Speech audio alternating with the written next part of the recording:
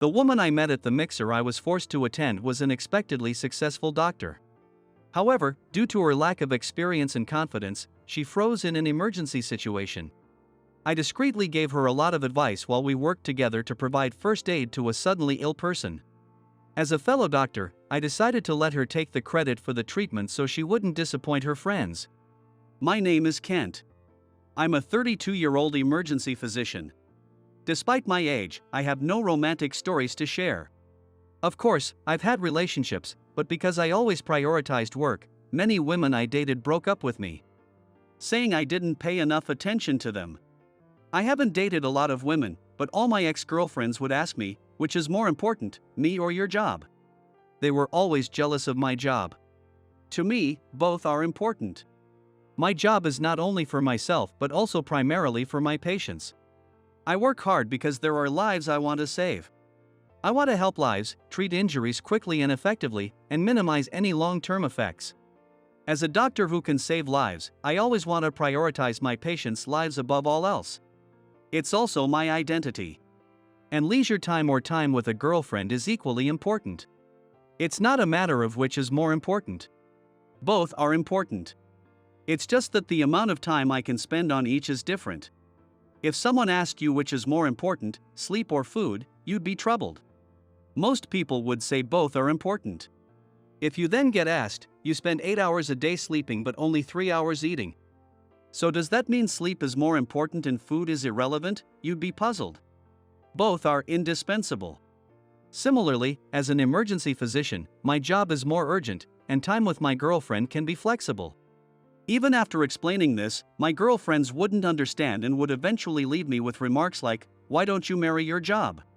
I often lamented the lack of people who shared my values. In my late 20s, I realized that I was a workaholic, not suited for relationships. I finally understood that trying to date was futile. At first, I felt some anxiety and emptiness seeing my peers getting married and having kids, but now I'm completely at peace with it. Most people around me manage to balance work and family. So, I realized that I might indeed be the workaholic my ex-girlfriends claimed. Given that, dedicating myself entirely to my work isn't so bad. Since then, I've been striving daily to save more patients and minimize their long-term effects through work and study. My family is very free-spirited, so they never pressure me about marriage. Unlike my single friends, who often hear, "When are you getting married?" or "I want to see grandkids," or "Do you have a girlfriend?" or "Do you plan to get married?" from their parents and relatives, my family never asks. I've never heard such comments even once. I don't remember ever being asked about carrying on the family line. I feel grateful for this supportive environment and focus solely on becoming a competent doctor as soon as possible. Then one day, a high school friend invited me to a mixer. I wasn't interested and was about to decline, but my friend pleaded, saying they desperately needed one more person, so I reluctantly agreed. I look average, and in school, I had girlfriends mainly because I did well academically. Since it was just to make up the numbers, I decided to leave after the first round and dressed casually yet neatly before heading to the meeting place. "Hey, everyone, long time no see." I seemed to be the last one to arrive, and seeing my friends again made me smile. It had been a while since I saw my friends due to our busy adult lives. Although reluctant at first, I was glad I came, enjoying the reunion with my friends. On the way to the reserved restaurant, we reminisced and shared updates, feeling like we were back in our school days. Despite being in our 30s, only our appearances, environments, and titles had changed, not our personalities. As a child, I thought people in their 30s were fully grown adults, but now that I'm one, I realize we still have our childish and flawed sides, making us quite normal. A warm atmosphere filled the room. I was having such a good time that I almost forgot the main event was a mixer. The venue was a slightly fancy place where we could drink. If it had been just a men's reunion, a casual standing bar would have been fine, but since it was a mixer, we chose a more stylish spot. We were seated and waited a few minutes for the women to arrive. As the women entered and greeted us, my friends suddenly tensed up. Remembering how everyone had prayed for a good match when we walked in, I silently cheered them on. We ordered drinks, made a toast, and started the introductions.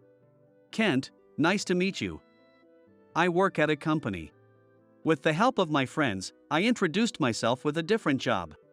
There was no deep meaning behind it, but saying I was a doctor often led to a barrage of questions, which was bothersome. Many women are attracted solely to the title. I didn't like that kind of encounter. Nice to meet you. I'm Rachel.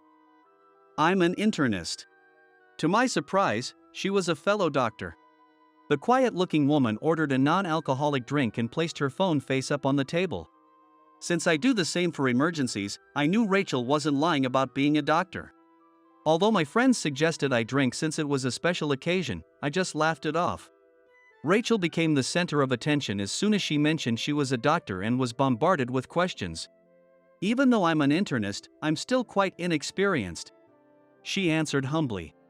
Rachel's friends seemed proud to have a doctor friend, boasting about her like parents bragging about their child's profession. Rachel looked troubled each time and responded modestly. Although I'm also a doctor, I refrain from mentioning it in such settings since I'm not yet confident in my skills. Rachel seemed like someone who couldn't lie, a straightforward person. I felt a bit sympathetic seeing her uncomfortable smile as her friends proudly called her a doctor. My friends seemed attracted to Rachel, focusing their attention on her. Rachel was beautiful, kind, and gave off a delicate impression. Despite the attention and praise from her friends, she remained humble and modest. Her humility only added to her appeal. I didn't feel attracted to her as a romantic interest, but I felt a sense of kinship as a fellow doctor. After all, my workplace had many young, assertive female doctors with high standards, often looking down on nurses and administrative staff. Pride in being a doctor was common, and they often treated others condescendingly. I graduated from a regional public medical college, but my current workplace was affiliated with a private medical college, which meant many young female doctors. Their conversations often left me baffled, with values clearly incompatible with mine. Our perspectives on relationships, finances, and ethics rarely aligned. I often distanced myself from them based on their behavior and attitudes. Many came from wealthy backgrounds, making their values the workplace norm, which felt uncomfortable for someone from an ordinary family like me. I didn't get along well with such women. But Rachel didn't give off any of those vibes. As we relaxed and got to know each other better, the atmosphere became lively. Suddenly, the restaurant became noisy. What's happening? What's wrong? I'll get someone. A panicked staff member and a man collapsed just beyond the open door. I immediately stood up and went to the man. I told the staff that I was a doctor. The collapsed man was the manager, Mark. He was foaming at the mouth.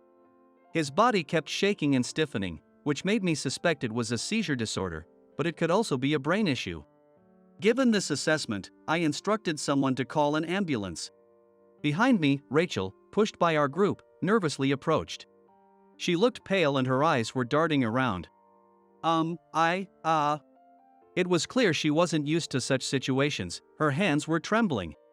Rachel seemed on the verge of panic, unable to make decisions quickly. It's okay. I'm actually a doctor too, an ER physician. I'm used to these situations. Let's first change the patient's position to make him more comfortable, I whispered to her. Rachel, surprised, and followed my instructions to adjust Mark's position. We loosened his clothes to relieve any pressure, and I asked the staff to bring a blanket to keep him warm. Fortunately, it didn't seem like he hit anything when he fell, and he was still breathing. So basic first aid was sufficient while we waited for the ambulance. Emergency situations outside the hospital are always challenging, no matter how many times you experience them. It's a relief it wasn't more serious, I told Rachel. I saw Rachel looking down, frustration clear on her face. I couldn't do anything, she said quietly, tears starting to fall. From our earlier conversation, it seemed she worked at a major college hospital, but her age suggested she was still relatively inexperienced. Graduating at the top of her class, Rachel was burdened with high expectations from those around her. Even while treating Mark, she was shaking, clearly stressed about meeting everyone's expectations.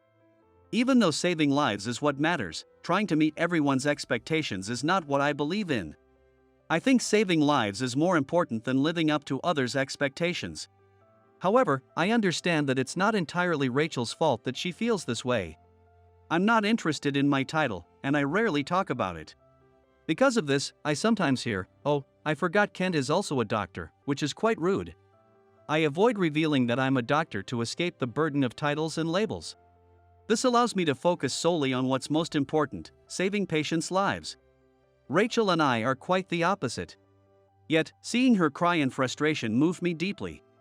I went through a similar phase myself. When I first became a doctor, the weight and responsibility of the title were overwhelming, and I often felt crushed by the pressure. Realizing that my decisions could change a patient's life terrified me. Being called doctor and entrusted with someone's life sometimes made me want to look away.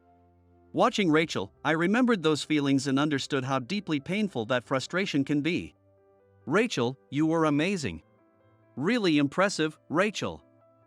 You're a genius. After Mark was taken away by the ambulance, Rachel's friends showered her with praise. I didn't.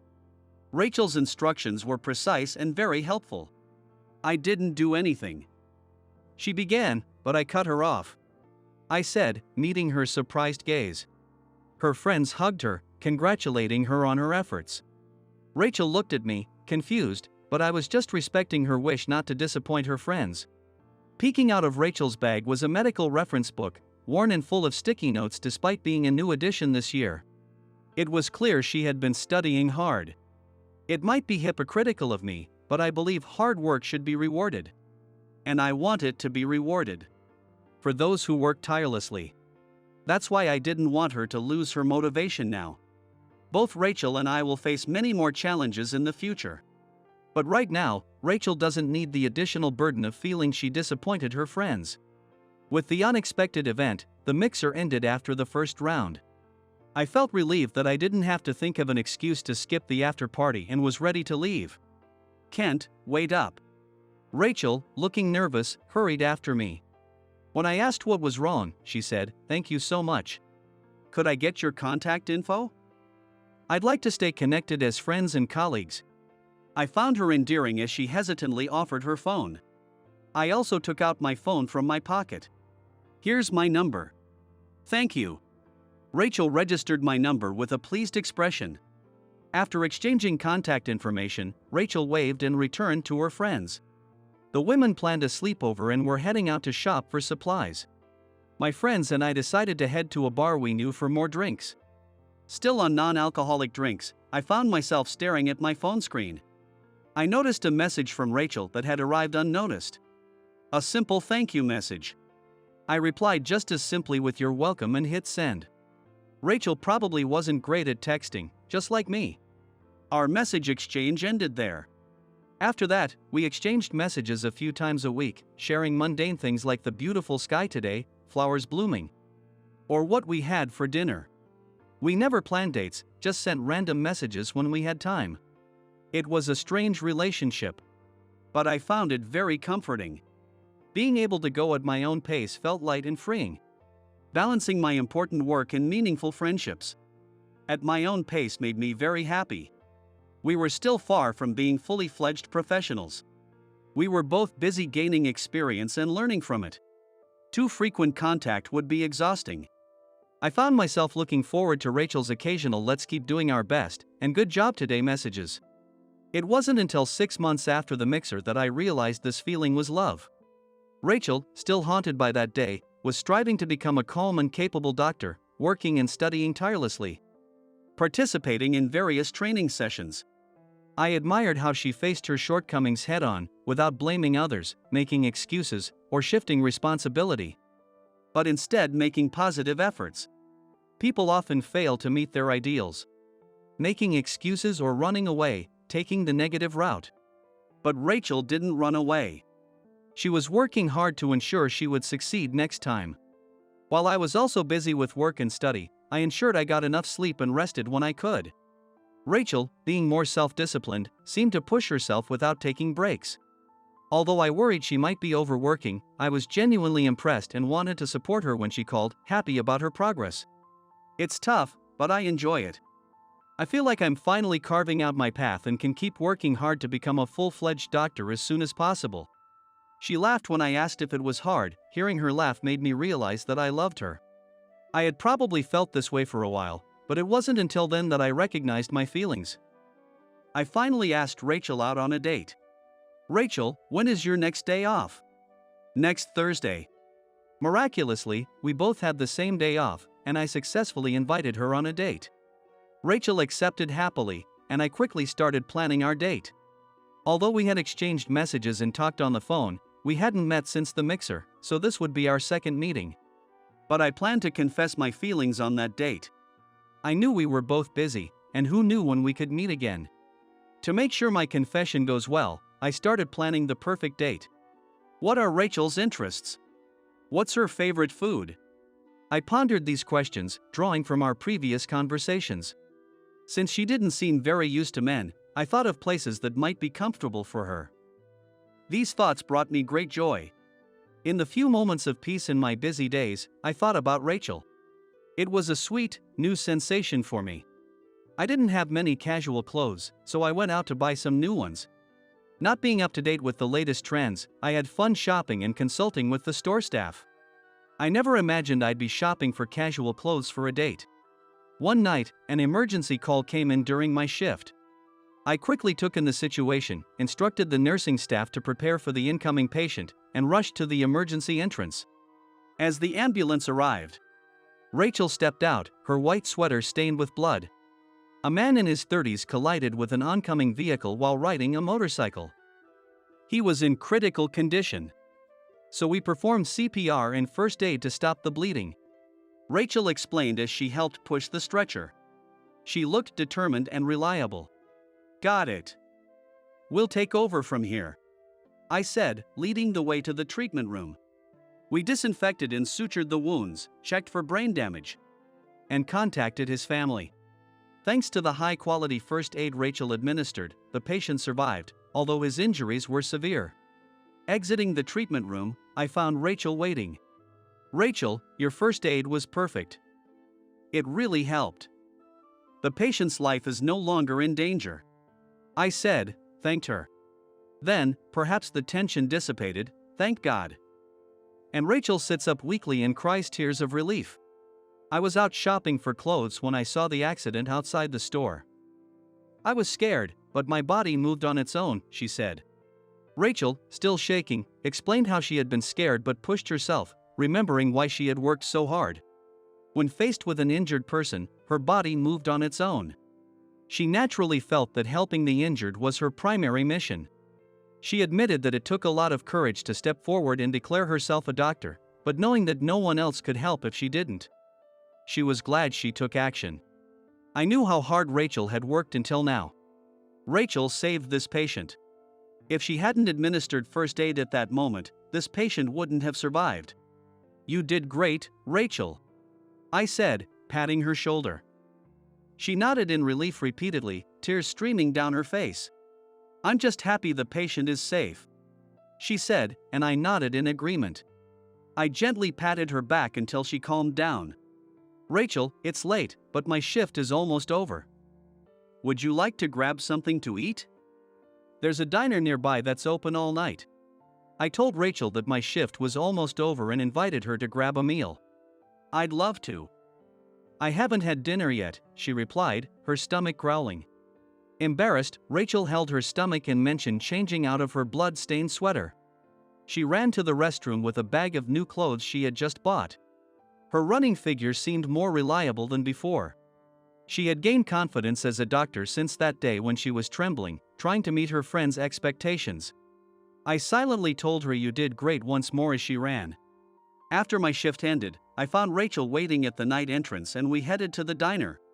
We entered the diner, lit by old neon lights, and took our seats, looking over the menu. I ordered fried chicken, and Rachel chose eggs Benedict. Rachel's eyes sparkled with happiness as she savored the food that had arrived after a few minutes. "This place is amazing. The food is delicious, the atmosphere is great, and being open all night is so convenient for night shift workers. I'm really glad you like it. I love this place too. After a night shift, I crave meat. I'm happy we could come here together. The steamed vegetables are plentiful, the soup is tasty, and there are so many other dishes I want to try. I might want to come here every day. Not just after night shifts." Exactly. Living alone, I rarely make elaborate meals. The food here always gives me energy. Thank you for introducing me to this place. It's really delicious. Next time, I might go for a hearty steak. Seeing Rachel so happy made me glad I brought her here. Before I knew it, I found myself confessing to Rachel. Rachel, I like you. Rachel stopped eating, clearly surprised by my sudden confession. I also paused, realizing I had confessed spontaneously instead of on our planned date. But since I had already said it, there was no turning back. I had to convey my feelings properly. I love how hard you work, how you strive for your goals, and even the casual conversations we have over messages and calls. Your determination has saved me many times. You've given me so much courage. I love everything about you. Rachel blushed and looked down. I've thought about this a lot. I believe my feelings are real. Even though this is only our second time meeting in person. I'd like to ask if you'd go out with me. I stood up and extended my hand. Rachel hesitantly took it. I was glad we had a private booth. I was able to keep going because of you, Kent. That day, I couldn't do anything, but you helped me not to disappoint my friends. It made me feel both grateful and ashamed. But thanks to you, I didn't give up. Rachel, unable to find the right words, took a deep breath and tightened her grip on my hand. The strength in her hand conveyed her strong feelings to me.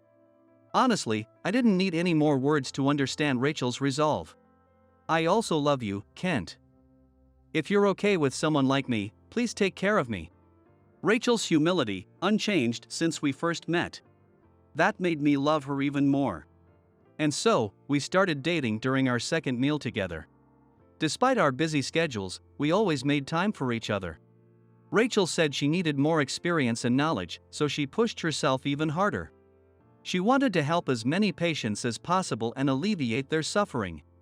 Rachel is studying with this single-minded focus. Inspired by Rachel, I also increased my participation in training sessions and dedicated more time to studying. I initially worried about making her feel lonely, but Rachel wasn't the type to feel that way. She was busy herself, and our free time aligned perfectly. Rachel valued both our relationship and her work, so we never felt neglected. We maintained a balanced relationship for 2 years. We were still busy, but Rachel was always by my side.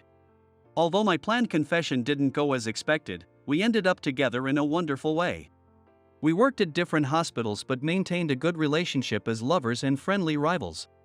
Now, Rachel and I are married. My parents were surprised, saying, "I can't believe you got married." I was just as surprised. But marrying Rachel felt natural. We now live together in a house halfway between our workplaces. As a married couple of doctors, we share all household chores equally. Rachel is expecting our child, adding to our joy. Currently, I handle most of the housework to support Rachel. Having spent our lives saving others, the thought of becoming parents and nurturing a new life feels truly special. Knowing Rachel, she will approach parenting with the same seriousness she has for her work. I want to be there for her, ensuring she doesn't overdo it, helping her enjoy and excel at motherhood. As for myself, I want to be a father I can be proud of, striving to excel not only as a doctor but also as a parent. Rachel and I are still as passionate about our work as ever, constantly pushing each other to reach new heights. Rachel is considering switching from internal medicine to emergency medicine after her maternity leave. As a senior in emergency medicine, please guide me well. Of course. I'm going to be just as diligent as you, Rachel. I once thought I was unsuitable for relationships and buried myself in work. But now I've found someone with whom I can share mutual growth and happiness, and it's the greatest joy in my life. Even someone like me, who thought love was impossible, managed to get married thanks to a fateful encounter. Life is full of surprises, so I'll never give up and always be ready for opportunities. And Rachel. Rachel has grown tremendously. At first, she struggled to meet others' expectations and wore the labels they put on her, often missing the essence of things. However, her relentless effort to meet those expectations led her to realize the true essence of her work, making her a commendable doctor. If Rachel had turned away from reality after failing to help Mark at the restaurant, she wouldn't be the doctor she is today. Nor would we be together now. Her choices and efforts then have shaped our present and future, including our unborn child. This has also given me a new motivation for my work. Previously, my motivation was solely to save lives. Now, continuing my work as a doctor also means providing for my family. Having someone to protect makes me realize how fortunate I am. I want to work hard to protect this happiness.